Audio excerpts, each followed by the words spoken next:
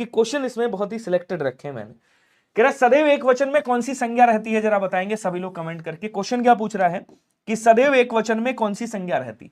अब जब कभी बात हो सदैव एक वचन की, तो मैंने आपको बताया था कि जितनी भी आपकी द्रव्यवाचक संज्ञाएं, क्या बोलेंगे, द्रव्यवाचक संज्ञा, द्रव्यवाचक संज्ञाएं जितनी भी हैं आपकी, और मैंने आपको बताया था कि जितनी भी आपकी भाववाचक संज्ञाएं,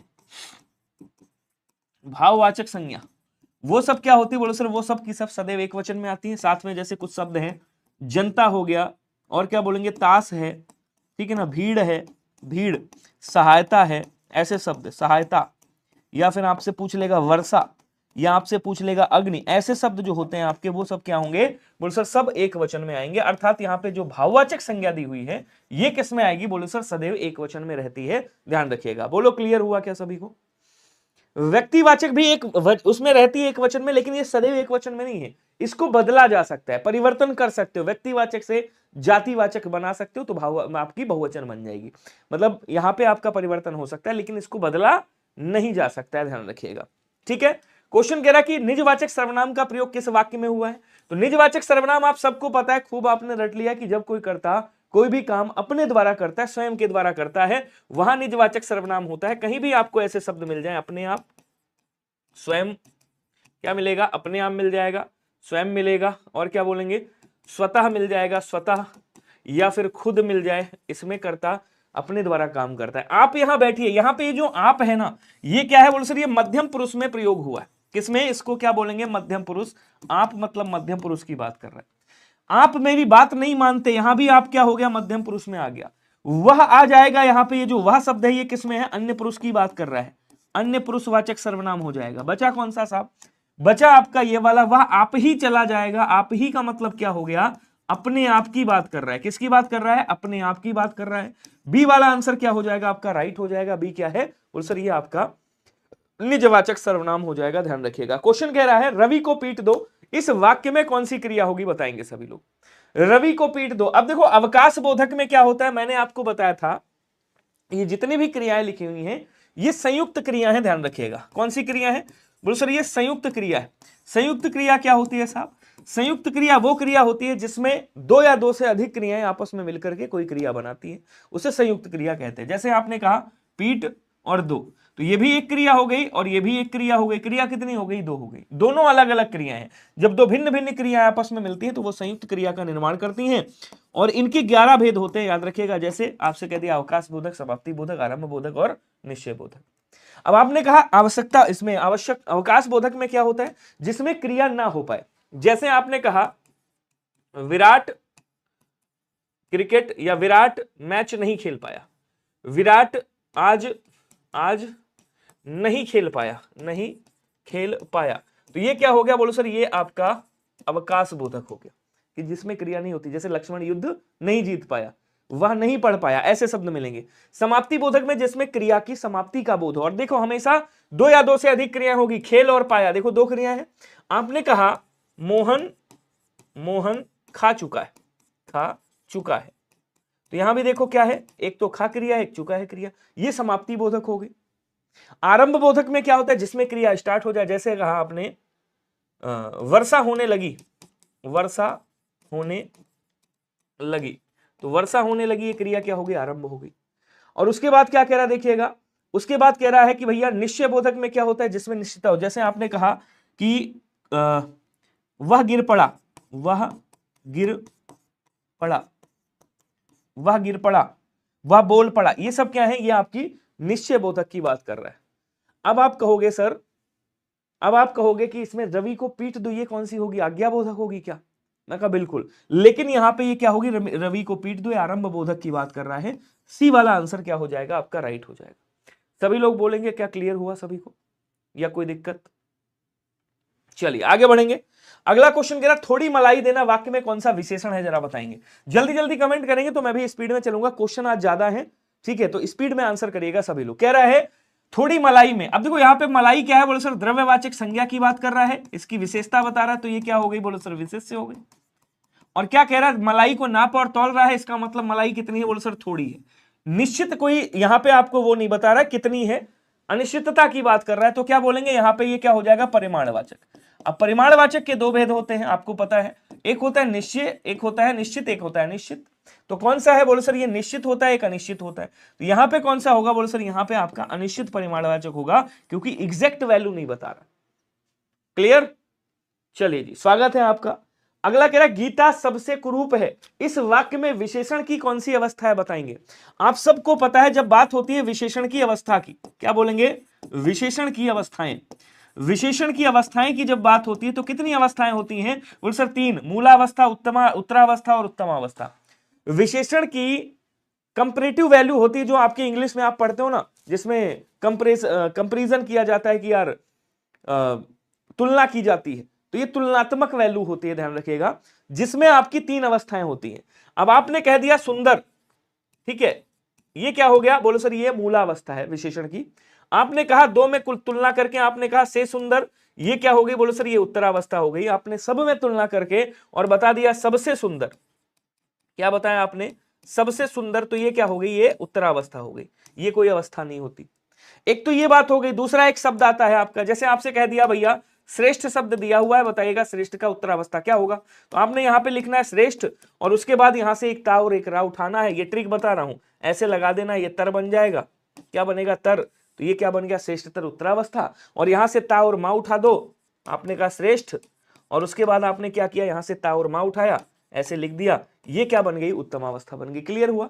कह रहा गीता सबसे कुरूप है, तो सबसे और उसके बाद कुरूप की बात कर रहा है, तो ये कौन सी होगी? बोलो सर ये सॉरी माफ कीजिएगा, ये कौन सी होगी? बोलो सर ये आपकी उत्तमावस्था हो जाएगी। सी वाला आंसर आपका राइट हो जाएगा। बोलो क्लियर सभी को? एक बार सेशन शेयर करिएगा सभी लोग। अगला क्या कह रहा है? निम्नलिखित में से साधारण धर्म कौन सा होगा बताएंगे। तो इसके बारे में मैंने आपको कल भी बताया था कि भैया जो उपमा अलंकार होता है, कौन सा? बोलो सर उपमा अलंकार जो होता है, ध्यान से समझिएगा, उपमा अलंकार के 4 अंग माने जाते हैं। कितने अंग माने जाते हैं? 4 अंग होते हैं। कौन कौन सा? बोलो सर एक उपमेय होता है, एक कौन सा होता है? उपमेय होता है, और एक कौन सा होता है? बोलो सर एक आपका उपमान होता है, उपमान। और उसके बाद कौन सा होगा? बोलो सर उसके बाद आपका तीसरा वाचक शब्द होता है, वाचक शब्द। क्या बोलेंगे? वाचक शब्द। और उसके बाद कौन सा होता है? बोलो सर उसके बाद आपका चौथा कौन सा होता है? बोलो सर चौथे को साधारण धर्म कहा जाता है। क्या बोलेंगे? साधारण धर्म कहा जाता है, या इसको सामासिक धर्म भी कहा जाता है। बताया था नहीं बताया था? एक बार जोरदार कमेंट करो सभी लोग। अब देखो उपमेय किसे कहा जाता है? बोलो सर जिसकी तुलना की जाए। क्या बोलेंगे? जिसकी तुलना की जाए, तुलना की जाए उसे उपमेय कहते हैं, ठीक है। और उसके बाद जिससे तुलना की जाए, क्या बोलेंगे? केवल ऐसे याद रखिएगा, जिससे तुलना की जाए उसे क्या बोलेंगे? उपमान कहा जाता है। वाचक शब्द तुलना में सहायक शब्द, तुलना में जो सहायक होते हैं, जो सहायता करते हैं, जो तुलना करने का काम करते हैं। जैसे आपने कहा सा हो गया, ठीक है ना, शब्द सी हो गया, से है, सम है, ध्यान दीजिएगा सभी लोग, समान है, समान है, और क्या बोलेंगे? सदृश है, ऐसे शब्द आ जाएंगे। सरिस हो गया, ये शब्द। साधारण धर्म वे शब्द, क्या बोलेंगे? या फिर वे भाव कह सकते हैं, वो, या ऐसे कर दीजिएगा वो, जो उपमेय और उपमान, क्या बोलेंगे? उपमेय और उपमान दोनों में विद्यमान होता है। दोनों में क्या होता है? दोनों में विद्यमान होता है, ध्यान रखिएगा, विद्यमान होता है, दोनों में विद्यमान होता है। उसे क्या कहते हैं? बोलो सर उसे साधारण धर्म कहते हैं या सामासिक धर्म कहते हैं। क्लियर? अब यहां क्या कह रहा है समझिएगा, अब इसको समझाता हूं। पहले कह रहा है कोमल कलाइयां कमल कुसुम सी, कोमल कलाइयां है कमल कुसुम सी। अब देखो पहले तो इसको देखो, यहां किसकी बात कर रहा है? कलाई की तुलना कर रहा है किससे? कमल से। तो कलाई क्या हो गई? बोलो सर उपमेय हो गया, कलाइयां। कमल क्या हो गया? बोलो सर उपमान हो गया। ध्यान दीजिएगा, क्या हो गया? बोलो सर उपमान हो गया, उपमान, ठीक है। अच्छा, कमल कुसुम, कुसुम का मतलब फूल, ये उपमान हो गया। अच्छा, उसके बाद कह रहा सी, यहां पे क्या हो गया? बोलो सर ये आपका वाचक शब्द है। ये क्या है? वाचक शब्द है, ध्यान रखिएगा, ठीक है, वाचक शब्द हो गया। और कोमल क्या है? कोमल भाई कमल भी है, कलाई भी है, ये कोमल क्या हो गया? बोलो सर ये साधारण धर्म है। ये क्या है? साधारण धर्म हो गया। ये तो हो गई पहली लाइन की बात। अब दूसरी लाइन में देखो, दूसरी लाइन में देखना, ध्यान से समझिएगा। कह रहा है नयन मृग नयन से सुंदर। जो नयन है, ये नयन क्या हो गया? बोलो सर ये उपमेय हो गए, उपमेय। मृग नयन से, अब ये क्या हो गया? बोलो सर ये उपमान हो गया। मृग के जो नयन है वो उपमान है, ठीक है ना, ये उपमान हो गया। से क्या हो गया? यहां पे से, तो यहां पे से आपका वाचक शब्द हो गया, लिख देता हूं यहां पे, यहीं पे लिख देता हूं। ये क्या है बोलो सर, ये वाचक शब्द है। और उसके बाद बचा सुंदर। तो सुंदर क्या है भैया, सुंदर आपका क्या कहते हैं, नयन भी है और मृग नयन भी है। इसका मतलब ये क्या हो गया, तो ये आपका साधारण धर्म हो गया, साधारण धर्म। अब आप लोग समझ गए होंगे कि मैं कहना क्या चाहता हूं। क्लियर हुआ? हाँ, तो यहां पे क्या बोल रहा है, किसकी बात कर रहा है, साधारण धर्म कौन सा होगा, कोमल और सुंदर। सी वाला आंसर क्या हो जाएगा, राइट हो जाएगा। ओके, ये कौन कह रहा है, सर सिंपल सिंपल क्वेश्चन क्यों ले आते हो, तगड़े तगड़े क्वेश्चन लाया करो। कांस्टेबल का पेपर देने जा रहे हो, पीसीएस का देने जा रहे हो, ठीक है। आंसर बताओ पहले, क्या कह रहा है, प्रत्युपकार में संधि क्या होगी। देखिए यण स्वर संधि नाम की एक संधि आती है, क्या बोलेंगे, यण स्वर संधि आती है, आपको याद होगा, ठीक है। ये जो संधि है, इसका पहला नियम क्या कहता है कि ई और ई के बाद अगर कभी भी कोई भिन्न स्वर आता है, क्या आता है, कोई भिन्न स्वर आता है, भिन्न स्वर, ठीक है, तो यहां पे क्या होता है बोलो सर, ये या में बदल जाता है हलंत के साथ, यहां कोई परिवर्तन नहीं होता। अब देखो यहां पे क्या लिखा हुआ है, प्रत्युपकार लिखा हुआ है, इसको पहले तो ऐसे लिख लो, प्रत्युपकार। हालांकि आप लोगों का आंसर आ गया होगा, लेकिन मैं इसको एक्सप्लेन जरूर करूंगा। इसको तोड़ोगे क्या निकलेगा, प्रत निकलेगा, उसके बाद या आएगा, या में हलंत लगाओगे तो यहां से ऊ आ जाएगा, जो बचा उसको ऐसे लिख दो, ठीक है। अब देखो यहां पूरा नियम मिल गया कि या कब बना होगा भैया, ई और ई के बाद में कोई भिन्न स्वर आया होगा, और यहां पे देखो भिन्न स्वर भी लिखा हुआ है, जो बचा है उसको ऐसे ही लिख दो, ठीक है, और इधर जो बचा है उसको ऐसे ही लिख दो। अब इनको जोड़ने का काम करो आप, इसको इसके साथ ले जाओगे क्या बनेगा बोलो सर, प्रति बनेगा, और इसको इसके साथ ले जाओगे क्या बनेगा बोलो सर, उपकार बनेगा, ध्यान रखिएगा। तो प्रति प्लस उपकार कहां पे लिखा हुआ बोलो सर, यहां पे लिखा हुआ है, सी वाला आंसर आपका राइट हो जाएगा। बोलो क्लियर हुआ सभी को, जल्दी जल्दी कमेंट करेंगे सभी लोग। अगला क्वेश्चन देखिएगा, क्वेश्चन क्या कह रहा है, इयाना प्रत्यय के योग से कौन सी क्रिया का निर्माण किया जाता है, बताएंगे, जल्दी जल्दी कमेंट करिएगा। इयाना प्रत्यय लगा करके कौन सी क्रिया का निर्माण किया जाता है, बताइएगा। प्रेरणार्थक क्रिया, द्विकर्मक क्रिया, नामधातु क्रिया या यौगिक क्रिया।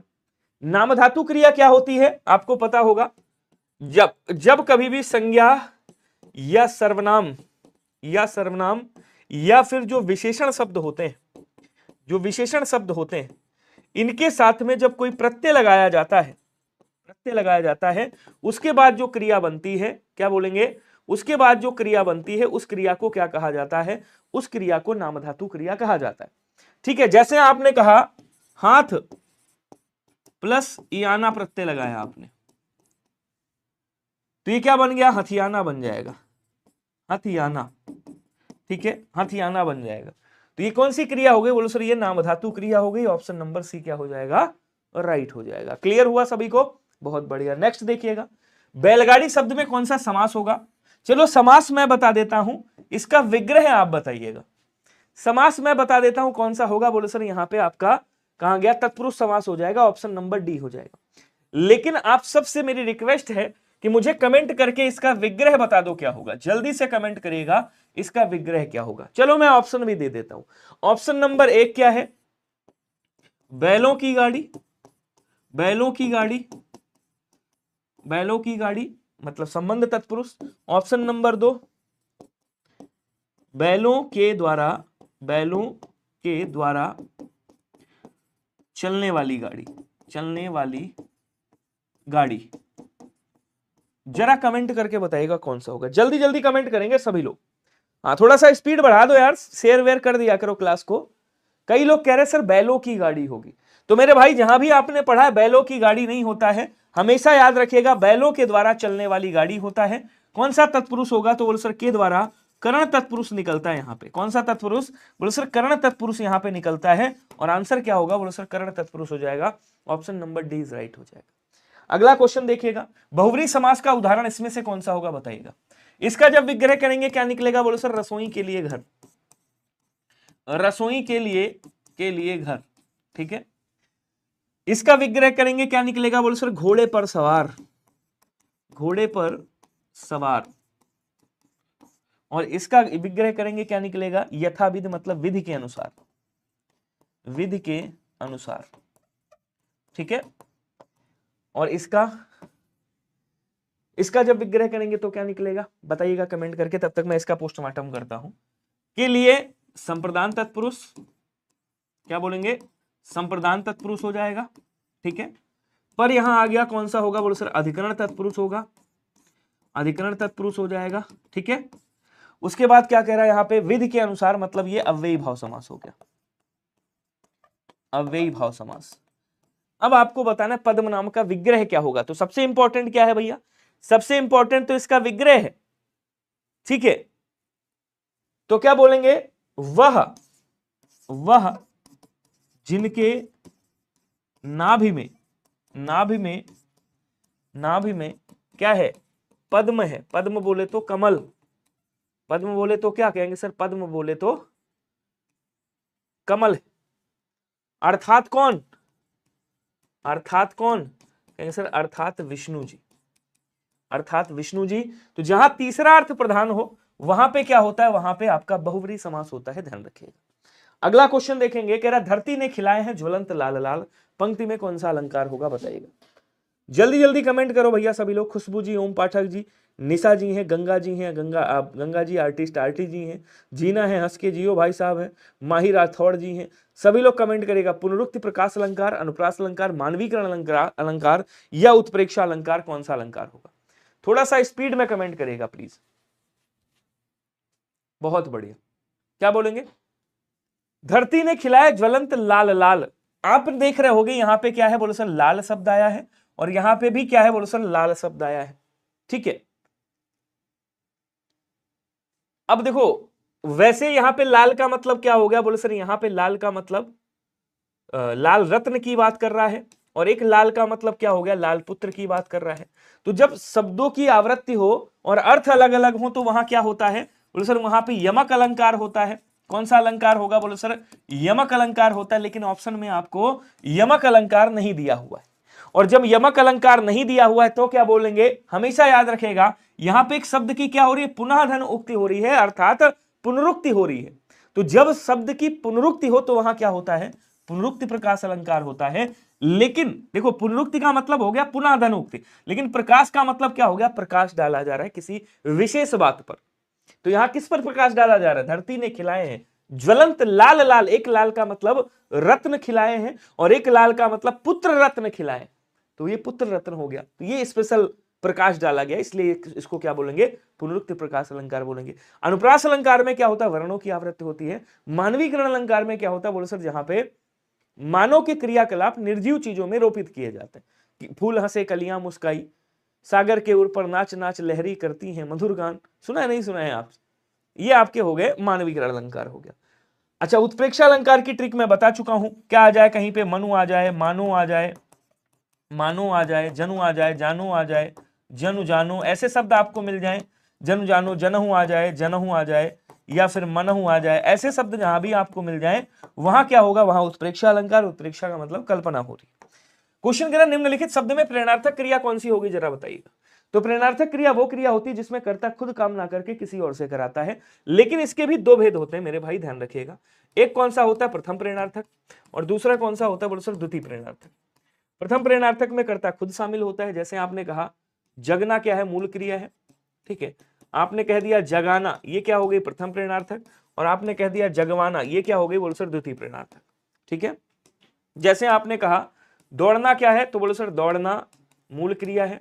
आपने कह दिया दौड़ाना, दौड़ाना क्या है, प्रथम प्रेरणार्थक, और आपने कहा दौड़वाना, दौड़वाना क्या हो गई, बोलो सर द्वितीय प्रेरणार्थक हो गई, ठीक है। यहां कह रहा सरवाना है, उठाना है, और लजाना है, गरमाना है। आपने कहा उठना, आपने क्या कहा, आपने कहा उठना मूल क्रिया है, उठाना प्रथम प्रेरणार्थक, और आपने कह दिया उठवाना ये द्वितीय प्रेरणार्थक। तो यहां पे आंसर कौन सा बनेगा, बोले सर बी वाला बनेगा। बाकी सारी मूल क्रियाएं हैं, ध्यान रखिए। बाकी कौन सी है, मूल क्रिया। एक बार सेशन को शेयर कर दीजिएगा सभी लोग। जे सुमिरत सिद्धि होय, गणनायक करिवर बदन, करहु अनुग्रह सोय, बुद्धि रास शुभ गुण सदन। आंसर करके बताना है आपको कौन सा यहाँ पे छंद होगा, जरा कमेंट करिएगा। अब देखिए दोहा में आपको पता है क्या होता है, बोलो सर दोहा में प्रत्येक भाई पहले और तीसरे चरण में, पहले और तीसरे चरण में 13-13 मात्राएं, दूसरे और चौथे चरण में 11-11 मात्राएं होती हैं। सोरठा ठीक इसका उल्टा, पहले और तीसरे चरण में 11-11, दूसरे और तीसरे चरण में 13-13 मात्राएं होती हैं।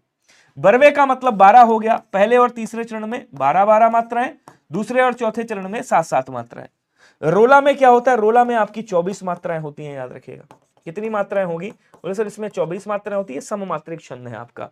बोलो क्लियर हुआ सभी को। अब आपको बताना है इसमें कौन सा होगा, तो इसको गिनना पड़ेगा आपको, और गिनने के लिए आपको पता है ना, मात्रा जितनी ह्रस्व स्वर वाली होती है उनको एक मात्रा गिनेंगे, और जहां पे दीर्घ स्वर लगा होगा वहां 2 मात्राएं गिनेंगे।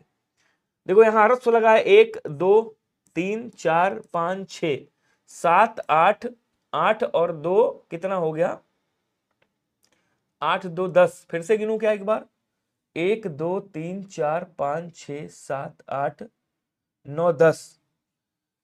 ठीक है, जी सुमिरत सिद्धि हो। अच्छा यहां देखता हूं 1 2 3 4 5 6 7 8 9 10 11 12 13। हमेशा याद रखिएगा एक बात, ठीक है, हमेशा एक बात याद रखिएगा, कभी भी अगर कभी भी आपकी स्पेलिंग गलत है, वर्तनी गलत है, तो फिर वो मात्रा कभी नहीं आएगी, और इसमें कहीं ना कहीं वर्तनी गलत है। तो जी ही सुमिरत सिद्धि हो, अच्छा हो ई आना चाहिए, जी सुमिरत सिद्धि होए गणनायक करिवर बदन। तो यहां पे ई आएगा, एक आ जाएगा, तो ये क्या हो जाएगा, ये आपका 11 हो जाएगा। ठीक है, यहां देखो करव अनुग्रह सोई यहां पे आ रहा है, तो 1 2 3 4 5 6 7 7 2 9, देखो यहां पे आएगा 2, क्योंकि रा लगा हुआ है यहां पे। फिर से गिनता हूं 1 2 3 4 5 6, ये रा की मात्रा इस पे आ जाएगी 6 7 8 8 2 10 10 1 11। यहां देखो 11 हो गई, आगे 13 हो जाएंगे, तो यहाँ पे कौन सा हो जाएगा, बोलो सर सोरठा हो जाएगा। हमेशा याद रखिएगा, अगर जैसे आपने लिखा कंबल, अगर आपने लिखा कंबल और इसकी मात्रा गिननी है तो कैसे गिनोगे, एक इसकी हो गई, एक इसकी हो गई, इसकी वाली इस पे चढ़ जाएगी, मतलब ये ऐसे गिनोगे। तो जो आधा है ना, आधा वर्ण है, इसकी मात्रा आगे वाले पे चढ़ जाएगी। क्लियर? चलिए अगला क्वेश्चन देखिएगा, कह रहा है स्त्रीलिंग शब्द कौन सा है, जरा बताएंगे। सभी लोग कमेंट करेंगे स्पीड में। संस्कृति जी, हाँ कोई बात नहीं, संस्कृति जी को जाने दीजिए, आप लोग पढ़ाई करिए और सभी लोग कमेंट करिएगा। खुशबू जी हैं, अभी वर्मा जी हैं, थोड़ा सा स्पीड में कमेंट करें प्लीज।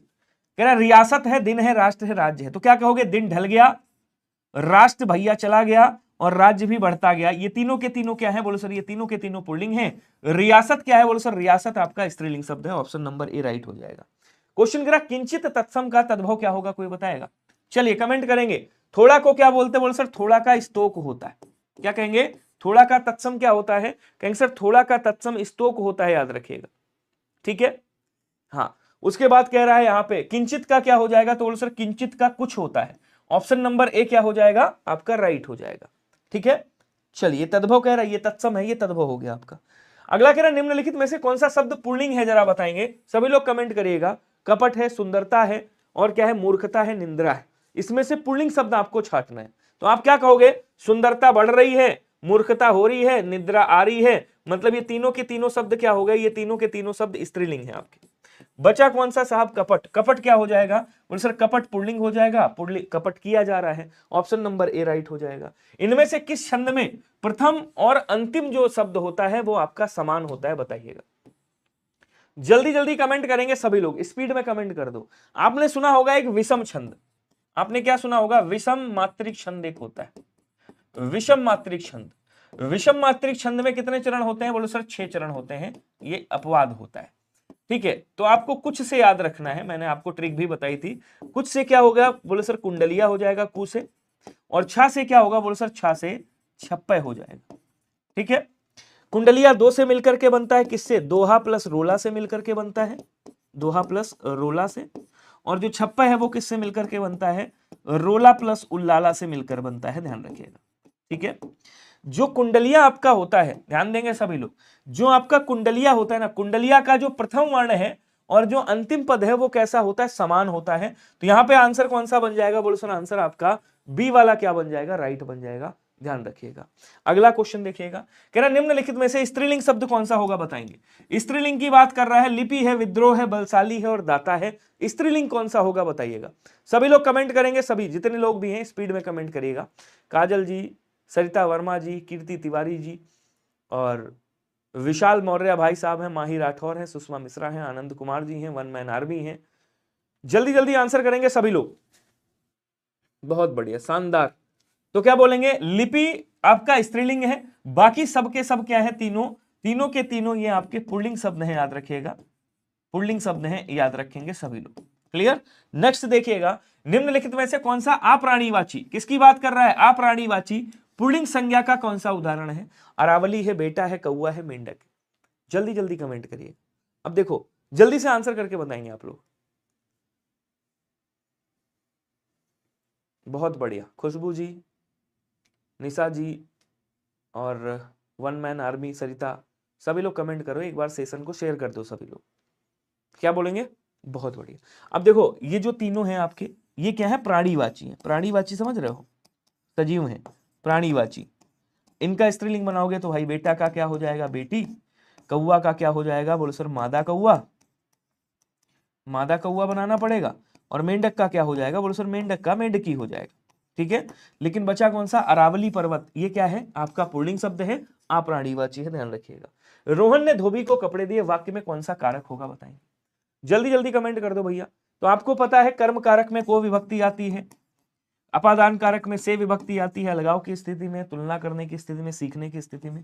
संप्रदान कारक की क्या होती है? बोलो सर के लिए विभक्ति होती है। और देने के अर्थ में क्रिया है तो को विभक्ति भी होती है, लेकिन कौन सा देना? दान वाला देना हो। करण कारक की विभक्ति से होती है या फिर के द्वारा होती है, ध्यान रखेंगे। तो यहाँ क्या कह रहा है? रोहन ने धोबी को कपड़े दिए, मतलब वो वापस देके जाएगा। तो धोबी यहाँ पे क्या हो गया? बोलो सर ये कर्म कारक हो गया। ठीक है ना, को विभक्ति लग रही है, ये कौन सा हो जाएगा? कर्म कारक। ऑप्शन नंबर ए हो जाएगा। क्या सभी का ए आया है? अच्छा, कई लोग बी भी कर रहे थे, बी वाले गलत हो भाई। कुरुक्षेत्र कविता में मुख्य रस कौन सा होगा जरा बताइएगा। अगर आप इसको क्वेश्चन को अच्छे से देखोगे तो इस क्वेश्चन में ही आपको आंसर मिल जाएगा। ठीक है ना, क्वेश्चन में ही आंसर मिल जाएगा। ये किसकी रचना है? तो क्या बोलेंगे आप? ये आपके रामधारी सिंह दिनकर जी की रचना है। किसकी है? कहेंगे सर रामधारी सिंह दिनकर साहब की ये रचना है। ठीक है, दिनकर साहब की रचना है, ध्यान रखिएगा। इन्होंने और भी रचनाएं करी हैं, जैसे उर्वशी लिखा है इन्होंने, उर्वशी, ध्यान रखेंगे सभी लोग। उर्वशी जिसको 1972 में हिंदी का दूसरा ज्ञानपीठ पुरस्कार, क्या बोलेंगे? हिंदी में दूसरा ज्ञानपीठ मिला है, ज्ञानपीठ मिला है। ठीक है, और कौन सी है? बोलो सर परशुराम की प्रतीक्षा आपने सुनी होगी, इनकी एक रचना और है, परशुराम की प्रतीक्षा आपने सुनी होगी। अब कुरुक्षेत्र मतलब भाई महाभारत जहां हुई थी वही तो है ना कुरुक्षेत्र। अब जब कुरुक्षेत्र किसी ने लिखा है, महाभारत किसी ने लिखा है, तो वो क्या श्रृंगार रस में लिखी गई होगी? नहीं। किस रस में लिखी गई होगी? तो बोल सर वो वीर रस में लिखी गई होगी, क्योंकि कुरुक्षेत्र की जब बात आती है तो वीरता की बात आती है। तो क्या बोलेंगे? कहेंगे सर वीर रस हो जाएगा यहाँ पे, ऑप्शन नंबर ए, जिसका स्थायी भाव वीर रस का क्या होता है? कहेंगे सर उत्साह होता है। याद रखिएगा, वीर रस के 4 भेद होते हैं, आपको पता भी होगा। 4 भेद होते हैं, कौन कौन से? एक तो आपका युद्धवीर होता है, एक आपका दानवीर होता है, दानवीर। और एक कौन सा होता है? बोलो सर एक आपका धर्मवीर होता है, धर्मवीर। और एक कौन सा होता है? बोलो सर एक आपका दयावीर होता है, ध्यान रखिएगा। क्लियर? नेक्स्ट कह रहा है कि जल में रहकर मगर से बैर रखना अच्छी बात नहीं है, यहां पे कौन सा कारक होगा बताइएगा। जल्दी जल्दी कमेंट कर दो स्पीड में यार सभी लोग। कैसे स्लोली चल रहे हैं? एक बार शेयर करिएगा क्लास को। क्या हो गया भाई? शिवानी साक्य जी, प्रीति यादव जी, माही राठौर, कृति तिवारी, बंटी कश्यप जी, जल्दी से कमेंट करके बताइएगा। बहुत बढ़िया, कल से और लेटेस्ट क्वेश्चन आपके बीच में आने वाले हैं। ठीक है, कल से एकदम बढ़िया मस्त से क्वेश्चन मिलेंगे। चलिए, क्वेश्चन कह जल में रहकर मगर से बैर, मगर से क्या कर रहा है? बैर की बात कर रहा है। जब आप किसी से दुश्मनी करोगे तो कौन सी स्थिति आएगी? बोले सर अलगाव की स्थिति आएगी। तो जहां पे बैर की बात करें, घृणा की बात करें, अलगाव की स्थिति की बात करें, वहां क्या होगा? वहां पे अपादान कारक होगा। जल में रहकर में पर मत जाइएगा, यहां पे मेन पकड़िएगा, अपादान कारक होगा, क्योंकि अलगाव की स्थिति आ रही है। अगला कह रहा निम्नलिखित में से तत्सम शब्द कौन सा होगा जरा बताएंगे। गाभिन है, सियार है, ससुर है और बधिर है, इसमें तत्सम की बात कर रहा है, कौन सा होगा? अब देखिए, गाभिन का तत्सम क्या होता है? बोलो सर गर्भिणी होता है। गर्भिणी या गर्भिणी बोलते हैं, बेसिकली गर्भिणी बोल देंगे, या फिर क्या बोलेंगे? देखो ध्यान से समझिएगा, या तो गर्भिणी कह देंगे या फिर क्या कहेंगे? ऐसे लिखा मिलेगा गर्भिणी, गर्भिणी लिखा मिलता है। ठीक है, सियार को क्या कहा जाता है? बोलो सर सियार को श्रृंगाल बोला जाता है। ये तत्सम लिख रहा हूं मैं। ससुर का तत्सम क्या होता है? बोलो सर ससुर बोलते हैं। बचा कौन सा? बधिर। बधिर जो है वो तत्सम शब्द है, इसका तद्भव क्या होगा? बोलो सर इसका तद्भव बहरा हो जाएगा। ऑप्शन नंबर डी वाला आपका राइट हो जाएगा। नेक्स्ट क्वेश्चन कह रहा अमृत का पर्यायवाची क्या होगा, जरा बताएंगे। तो अमृत को क्या कहा जाता है, बोलो सर अमृत को सुधा बोलते हैं, पीयूष बोलते हैं, पीयूष, अमीय कहा जाता है, क्या बोलेंगे, अमीय बोला जाता है, अमीय बोल देंगे, ठीक है ना, अमीय कहा जाता है। इसको जीवनोदक बोला जाता है, जीवनोदक याद रखिएगा। इसको सुरभोग के नाम से भी जाना जाता है, क्या बोलेंगे, कैंसर सुरभोग भी कहा जाता है, ठीक है। इसको क्या बोलेंगे कैंसर, इसको पीयूष भी कहा जाता है, डी आंसर राइट हो जाएगा। अनंत का मतलब क्या होता है, देखिए अनंत अनेकार्थी शब्द है। अनंत जो है आकाश को भी कहते हैं, आकाश को। अनंत किसको कहते हैं, बोलो सर अनंत विष्णु जी को भी कहते हैं, विष्णु को। और अनंत जो है वो ईश्वर को भी कहा जाता है, ठीक है। त्रिदश किसका है पर्यायवाची, तो बोले सर ये देवता का पर्यायवाची, देव का पर्यायवाची है, क्या बोलते हैं, सुर का पर्यायवाची है, जिनको हम अमर के नाम से जानते हैं, अमर। और इनको अजर भी कहा जाता है, क्या बोलेंगे, अजर भी कहा जाता है। त्रिदश बोलते हैं, इनको गीर्वाण के नाम से जाना जाता है, गीर्वाण। इनको राक्षसारी भी बोला जाता है, राक्षसों के दुश्मन हैं इसलिए इनको राक्षसारी के नाम से भी जाना जाता है। अंशु की अगर हम बात करें तो अंशु किसे कहा जाता है, बोले सर अंशु जो है वो किरण का पर्यायवाची है, जिसको रश्मि के नाम से जानते हैं, जिसको मयूख के नाम से जानते हैं। बाकी आभा भी कहा जाता है और प्रभा भी बोला जाता है। और क्या बोलेंगे कैंसर, इसको प्रभा के बाद दीप्ति भी कहा जाता है, दीप्ति भी बोला जाता है, याद रखिएगा। पूरा पोस्टमार्टम हो गया हर क्वेश्चन का। अगला क्वेश्चन देखेंगे क्या कह रहा है, निम्नलिखित में से तद्भव शब्द कौन सा है, जरा बताइएगा। किसकी बात कर रहा है, तद्भव की, तद्भव की बात कर रहा है। कौन सा तद्भव होगा भैया, गोधूम किसका तत्सम है, देखिए इधर लिखता हूं। गोधूम का तद्भव क्या होता है, बोलो सर गेहूं होता है, क्या होता है, गेहूं होता है। कुक्ष का तद्भव क्या होता है, बोलो सर कोख होता है, कोख। अट्टालिका का तद्भव क्या होता है, बोलो सर अटारी होता है, अटारी। बचा कौन सा, अक्षत। अक्षत क्या है, ये तद्भव शब्द है। जिसका तत्सम क्या होता है, बोलो सर जिसका तत्सम अक्षत होता है, याद रखिएगा। ऑप्शन नंबर डी आपका राइट हो जाएगा। क्लियर। नेक्स्ट देखिएगा, परिणय में कौन सा उपसर्ग होगा, जरा बताएंगे, जल्दी जल्दी करिएगा। देखिए इसका उपसर्ग मेन नहीं है, मेन है इसका मूल शब्द क्या होगा।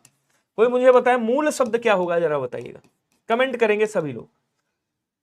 और यहां पे क्या लगेगा, बोलो सर यहां पे उपसर्ग लगेगा। तो पहले उपसर्ग आता है फिर मूल शब्द आता है। तो यहाँ पे परि क्या है, बोलो सर परि उपसर्ग है। और यहाँ पे नय लिखा हुआ है, नय, ये क्या है, बोलो सर ये आपका मूल शब्द हो जाएगा, ध्यान रखिएगा। तब बनेगा परि प्लस नय, अर्थात उपसर्ग तो आपका कौन सा है, परिणय, परि है, लेकिन यहाँ पे नय जो है ये आपका मूल शब्द है। इस तरह से क्वेश्चन पूछा जाता है। प्रवर का विलोम क्या होगा, कोई बताएगा, जल्दी जल्दी बता दो भैया। प्रवर का विलोम क्या होगा, कौन बताएगा, थोड़ा सा स्पीड में आंसर करिएगा प्लीज, बहुत शानदार। चलिए जल्दी जल्दी कमेंट करेंगे। प्रशस्त का अप्रशस्त हो जाएगा, अंतिम का अनंतिम हो जाएगा। देखिए अंतिम का प्रथम भी होता है, अंतिम का क्या हो जाएगा, बोलो सर अंतिम का प्रथम भी होता है और अंतिम का अनंतिम भी होता है। अनंतिम बोल देंगे, अनंतिम भी कह सकते हैं। और प्रवर का क्या हो जाएगा, अवर हो जाएगा, बी वाला आंसर राइट हो जाएगा। नेक्स्ट कह रहा है विस्मृत में कौन सा उपसर्ग लगा हुआ है, बताएंगे। थोड़ा सा स्पीड बढ़ाता हूं। विस्मृत में कौन सा होगा, तो बोलो सर यहाँ पे आ जाएगा वी, और उसके बाद क्या आ जाएगा, स्मृति। स्मृति क्या है, मूल शब्द है, स्मृति मतलब याद होता है, वी यहाँ पे उपसर्ग लगा हुआ है। तो आंसर आपका ऑप्शन नंबर ए वाला राइट हो जाएगा। नेक्स्ट कह रहा है प्रागैतिहासिक में कौन सा उपसर्ग होगा, जरा बताएगा। तो सबसे पहले कौन सा था, बोलो सर इतिहास था, इतिहास। इतिहास में क्या किया गया, एक प्रत्यय लगाया गया, तब ये क्या बन गया, बोलो सर ये ऐतिहासिक बन गया। क्या बना, ऐतिहासिक बन गया, ऐतिहासिक। और ऐतिहासिक में क्या किया गया, प्राक जो है उपसर्ग लगा दिया गया, तो ये क्या बन जाएगा, प्रागैतिहासिक बन जाएगा। अर्थात यहाँ पे प्राक क्या लगा हुआ है, बोलो सर प्राक उपसर्ग लगा हुआ है। अर्थात ज्ञात इतिहास से पूर्व का जो समय होता है उसे प्रागैतिहासिक कहा जाता है। पृथ्वी हो गया, ग्रह हैं, तारे हैं, आदि का स्थान क्या कहलाता है, समंदर, धरती, विश्व या अंतरिक्ष। तो जहां पृथ्वी, तारे, ठीक है ना, और ग्रहों का स्थान है उनको क्या बोलते हैं, बोलो सर उसको अंतरिक्ष अर्थात आकाश कहा जाता है। बी आंसर राइट होगा। कह रहा उचित समय से उचित से कम मूल्य लगाना क्या कहलाता है। और यहीं पे अगर आ जाए उचित मूल्य से अधिक मूल्य लगाना या लेना, शुल्क लेना या लगाना क्या कहलाता है, तो इसको तो अधिमूल्यन कहा जाता है। क्या बोलेंगे, अधिमूल्यन कहा जाता है। लेकिन उचित से कम मूल्य लगाना अवमूल्यन कहलाता है, याद रखिएगा। तो क्या बोलेंगे, कहेंगे सर डी वाला आंसर आपका राइट हो जाएगा। क्लियर सभी को? नेक्स्ट देखिएगा अगला क्वेश्चन कह रहा किस वाक्यांश के लिए प्रयुक्त शब्द सार्थक नहीं है, जरा कमेंट करेंगे सभी लोग। हिंसा करने वाला हिंसक होता है, पति धर्म ही जिसका व्रत हो पतिव्रता, शोक की शुरुआत शोकांत, सुंदर आकार वाला सुडौल कहलाता है। अब देखो एकदम सही टाइमिंग पे आ गए हम लोग। सुंदर आकार वाला सुडौल कहलाता है, पति ही धर्म हो जिसका उसको पतिव्रता कहते हैं, हिंसा करने वाले को हिंसक कहते हैं। लेकिन शोक की शुरुआत यहां पे दिया हुआ है, इसके लिए एक शब्द क्या होगा, बोलो सर शोकादि हो जाएगा। ठीक है, शोक धन आदि अर्थात शोक का आरंभ हो गया।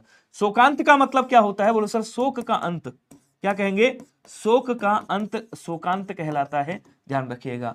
तो सी वाला आंसर क्या हो जाएगा आपका, राइट हो जाएगा। बोलो क्लियर हुआ या नहीं हुआ, जल्दी जल्दी बताएंगे सभी लोग। अगला देखेंगे, अगला क्वेश्चन क्या कह रहा है भैया, सहानुभूति में कौन सा उपसर्ग होगा बताएंगे, सभी लोग कमेंट करिएगा। सहानुभूति की बात कर रहा है, सह धन अनु प्लस भूति हो जाए। ठीक है, तो वैसे इसको करेंगे तो ऐसे आ जाएगा, सह प्लस अनुभूति, अनुभूति ऐसे। यहाँ पे ये जो सह है ये क्या है, कहेंगे सर ये आपका उपसर्ग है और ये क्या है, मूल शब्द है। तो आंसर आपका सी वाला राइट हो जाएगा। नेक्स्ट देखिएगा, सीधी उंगली से घी ना निकलना, कह रहा सीधी उंगली से घी नहीं निकलता है, उंगली टेढ़ी करनी पड़ती है। इसका मतलब हमेशा सीधे साधे बने रहने से काम नहीं चलता है। तो उल्टी टेढ़ी करके घी, जहां जहां घी लिखा उसको काट दो, आंसर नहीं हो सकता। यहां लिखा कट गया, बचा कौन सा, बहुत सीधा होने से काम नहीं चलता, सी वाला आंसर राइट हो गया।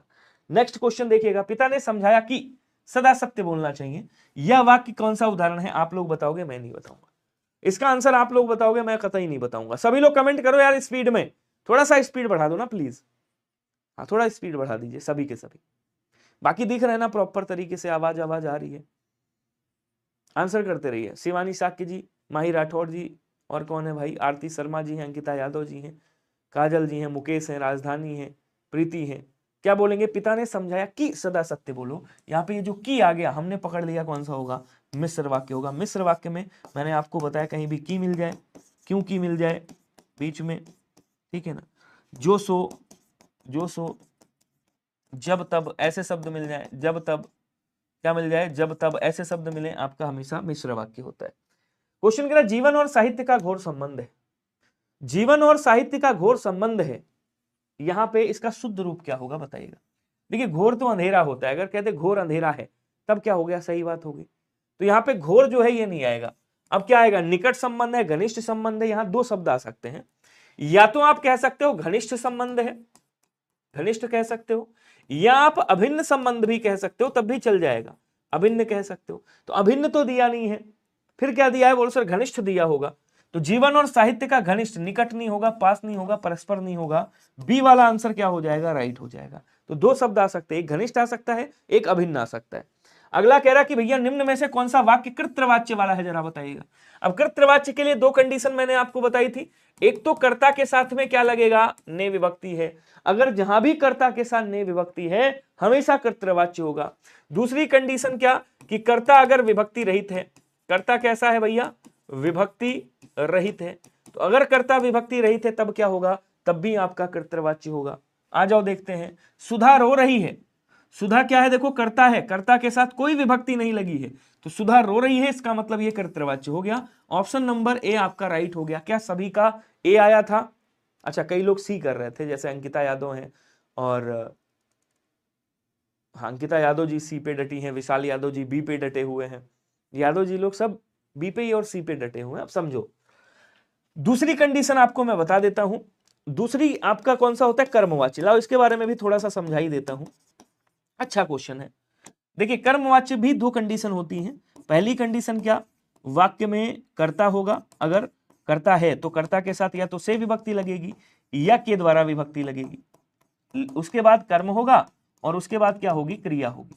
ठीक है, यहां क्या कह रहा है, दूसरी कंडीशन केवल कर्म होगा और क्या होगी, बोलो सर क्रिया होगी। ये दूसरी कंडीशन हो गई। अब लगे हाथों में भाववाच्य को भी समझा ही देता हूं, ठीक है, जहां इतना मालिक खर्च कर ही लिया कहते हैं, तो थोड़ा सा और भाववाच्य समझिएगा, थोड़ा सा ये आसान है, ये भी कर लोगे। देखो भाववाच्य में दो कंडीशन, पहली कर्ता होगा अगर तो उसके साथ या तो से विभक्ति या के द्वारा विभक्ति, ठीक है, के द्वारा, चल जा मेरे भाई द्वारा। अच्छा साथ में क्या होगा, अकर्मक क्रिया होगी, ठीक है, ये हो गई पहली कंडीशन। दूसरी कंडीशन केवल अकर्मक क्रिया, मतलब कर्ता नहीं होगा। अकर्मक क्रिया मतलब इसमें सॉरी कर्ता भी नहीं होगा, कर्म भी नहीं होगा। अब देखो यहां पे आ जाओ, हिरण से दौड़ा नहीं जाता, हिरण क्या है देखो कर्ता है, ठीक है, हिरण भाई दौड़ रहा है, कर्ता है, कर्ता के साथ क्या है अकर्मक क्रिया है। ये कौन सा हो गया बोलो सर, ये आपका भाववाच्य हो गया। अब देखो यहां देखो, क्या उपन्यास मुंशी प्रेमचंद्र द्वारा लिखा गया है, उपन्यास क्या हो गया कर्म हो गया, मुंशी प्रेमचंद जी के साथ ये कर्ता हो गए, इनके साथ द्वारा लिखा हुआ है तो कर्म है, क्रिया भी है, ये क्रिया हो गई। ये क्या हो जाएगा बोलो सर, कर्मवाच्य होगा, बस थोड़ा सा वो इंटरचेंज कर दिया गया है। आज घूमने चला जाए, आज घूमने चला जाए ये अकर्मक क्रिया है, ये क्या बन जाएगा भाववाच्य बन जाएगा। समझ पाए नहीं समझ पाए बताइएगा, बहुत बढ़िया। नेक्स्ट आ जाओ, वह मुझसे अलग रहता रेखांकित शब्द के आधार पर बताइए कि यहाँ कौन सा कारक है। बिल्कुल आसान है, कोई दिक्कत नहीं है। मैक्सवेल ब्रो, तुमने जो अफगानिस्तान के खिलाफ रन बनाया था, आई एम वेरी हैप्पी। वाह, अलग ही स्वैग चल रहा है इनका। यहाँ मैक्सवेल आ गए, थोड़ी देर बाद अभी जहीर खान भी यहीं, नहीं जहीर खान तो पुराने हो गए, थोड़ी देर बाद यहीं आपके, अरे कौन सा नया है कोई क्रिकेटर का नाम बताओ यार, विराट कोहली तो अपने ही हैं, धोनी भी अभी खेलने ही लगेंगे थोड़ी देर बाद, अभी कोई ऑस्ट्रेलिया से भी आ जाएगा। हद है, कुछ भी कहीं भी लग जाते हो, कहीं भी शुरू हो जाते हो भाई, कसम से धन्य है महाराज आप सभी। वह मुझसे अलग रहता है, मुझसे क्या हो रहा है अलग हो रहा है, अलग होने का अर्थ आ रहा है अपादान कारक हो जाएगा, बी आंसर राइट हो जाएगा। सप्ताह में 7 दिन होते हैं, प्रस्तुत वाक्य में दिन शब्द क्या है, पुल्लिंग है, स्त्रीलिंग है, उभयलिंग है। तो भैया जो दिन शब्द है वो क्या है, देखिए उभयलिंग कौन कौन से होते हैं। हालांकि अगर आपसे कभी भी कोई पूछे हिंदी में लिंग कितने, हिंदी में लिंग के भेद, आप क्या कहोगे, 2, पुल्लिंग और स्त्रीलिंग, केवल 2, ठीक है। लेकिन कुछ शब्द उभयलिंग में भी आते हैं जो स्त्रीलिंग और पुल्लिंग दोनों रूप में समान हो। जैसे आपने कहा राष्ट्रपति, ध्यान दीजिएगा सभी लोग, राष्ट्रपति कह दिया, राज्यपाल कह दिया, राज्यपाल कह दिया, ठीक है ना, मुख्यमंत्री कह दिया, मुख्यमंत्री अपने योगी जी हैं अभी तो, मुख्यमंत्री कह दिया, चित्रकार कह दिया, चित्रकार, डॉक्टर है, डॉक्टर, डॉक्टर, वकील, स्त्री है पुरुष है तो उस भाई वकील ही कहोगे, डॉक्टर है तो डॉक्टर ही कहोगे। ये आपके क्या हो गए उभयलिंग में हो गए। दिन क्या है आपका पुल्लिंग शब्द है, ऑप्शन नंबर ए राइट हो जाएगा। नेक्स्ट कह रहा है स्त्री शब्द का बहुवचन क्या होगा बताइएगा। अब स्त्री का बहुवचन कौन नहीं बता पाएगा भाई, स्त्रियां हो जाएगा और क्या होगा, ये स्त्रियां बन गया। बस बड़ी को क्या करना है छोटी में बदल के, बड़ी को क्या करना है छोटी के में बदल के और यहाँ लगा देना है, मतलब यहाँ के ऊपर चंद्र बिंदु लगा देनी है। ऑप्शन नंबर बी वाला राइट हो जाएगा, बस इतनी से करना है आपको।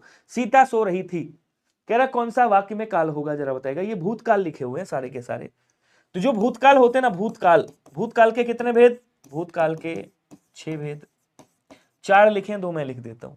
सामान्य, पूर्ण, अपूर्ण, संदिग्ध, ठीक है, आसन्न होता है एक, क्या बोलेंगे आसन्न, अरे यार आसन्न बोलेंगे, आसन्न भूत, और एक कौन सा होता है हेतु, हेतु मद भूत, हेतु हेतु मद भूत, इतने भूत होते हैं। अब देखो यहां समझो, पहले इसको एक एक करके समझाता हूं। सामान्य भूतकाल में केवल क्रिया होगी, क्रिया के बाद कोई सहायक क्रिया वगैरह नहीं होगी। पूर्ण भूतकाल में क्रिया के साथ में क्या होगा, क्रिया के साथ में या तो था लगा होगा, थी लगा होगा या फिर थे लगा होगा, ठीक है। अपूर्ण भूतकाल में क्या होगा, क्रिया होगी, नहीं ऐसे नहीं, ऐसे लिखा होगा रहा था, ध्यान दीजिएगा सभी लोग, क्या लिखा होगा, रहा था, रही थी, रहे थे लिखा होगा, या फिर ता था, या फिर ती थी, या फिर ते थे, ऐसे लिखा मिलेगा। संदिग्ध भूतकाल में क्या होता है, क्रिया के ठीक बाद क्या लिखा होगा, होगा, होगी और होंगे, ऐसे शब्द मिलेंगे आपको। आसन्न भूतकाल में क्या होता है, क्रिया के ठीक बाद है, हैं और हूं, ये लिखा होगा। हेतु हेतु मद भूतकाल एक क्रिया का होना दूसरी क्रिया पर निर्भर करे, रहा था, रही थी, रहे थे, ये क्या हो जाएगा आपका अपूर्ण भूतकाल हो जाएगा। ऑप्शन नंबर सी आपका राइट हो जाएगा। क्लियर। नेक्स्ट क्वेश्चन कह रहा है कि ऋषि की गाय बहुत दूध देती है, तो दूध की विशेषता क्या हो गई कि बहुत देती है। इसका मतलब यहाँ पे बहुत क्या है, बोल सर बहुत आपका परिमाणवाचक विशेषण हो जाएगा। डी आंसर यहाँ पे कर दीजिएगा। नेक्स्ट क्वेश्चन कह रहा है कि अशुद्ध शब्द इसमें से कौन सा होगा बताएंगे। तो अनसुईया है, ऐनक है, संकट है और संशय है। जल्दी जल्दी कमेंट करिएगा कौन सा वाला अशुद्ध होगा, थोड़ा सा स्पीड में आंसर करिएगा। बहुत शानदार, जल्दी से कमेंट कर दो यार।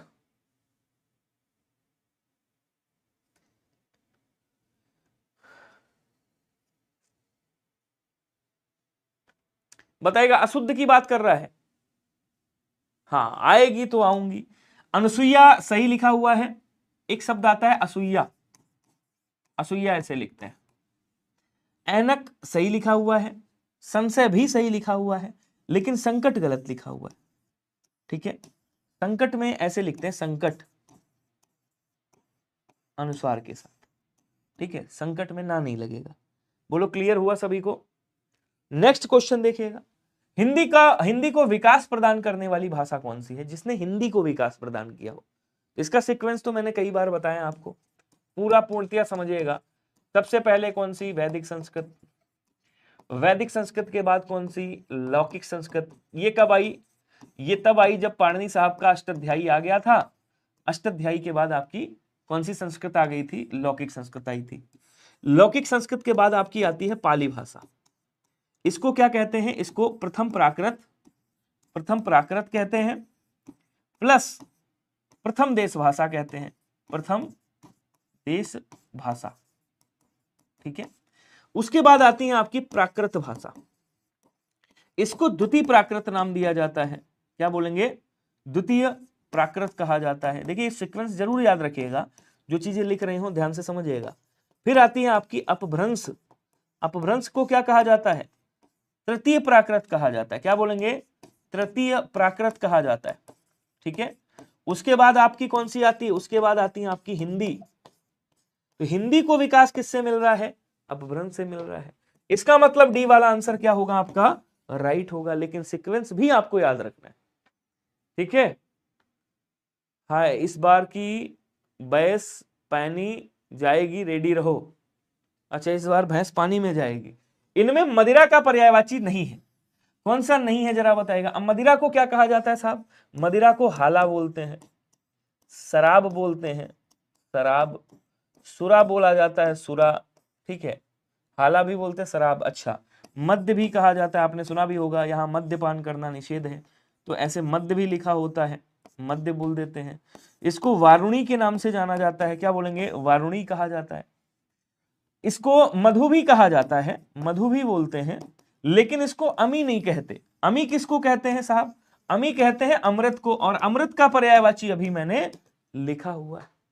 क्लियर हुआ सभी को। नेक्स्ट देखिएगा, कह रहा हिंदी साहित्य को कितने कालखंडों में विभक्त किया गया है, जरा इसके बारे पे भी क्या डालिएगा, नजर डालिएगा मेरे भाई। हिंदी साहित्य को कितने कालखंडों में विभक्त किया है, तो सबने 4 कालखंडों में विभक्त किया है। पहला कौन सा, आदिकाल। दूसरा कौन सा, भक्ति काल। ठीक है, तीसरा कौन सा, रीतिकाल। और चौथा कौन सा, आधुनिक काल, आधुनिक काल। ठीक है, ध्यान रहे सबको, भक्ति काल को क्या बोलते हैं आपका, क्या कहते हैं,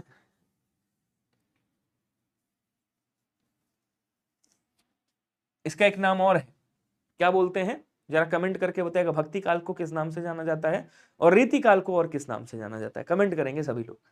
चलिए, तो यहां आंसर कौन सा हो गया, डी वाला आंसर राइट हो जाएगा आपका, सॉरी बी वाला राइट हो जाएगा। नेक्स्ट कह रहा है कि कवि शब्द किस शब्द का एक वचन है, बताइएगा। कवि गण, कवि समूह, कवि लोग, कवि दल। जल्दी जल्दी आंसर बताओ स्पीड में सभी लोग।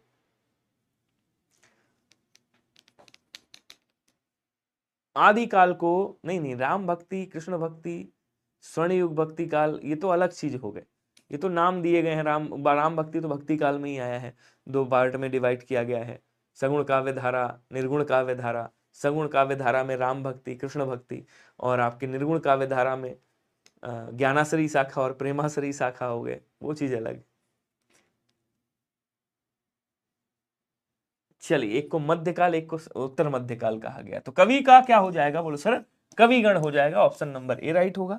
नेक्स्ट कह रहा है निम्नलिखित में से कौन सा समृत स्वर है, जरा बताएंगे।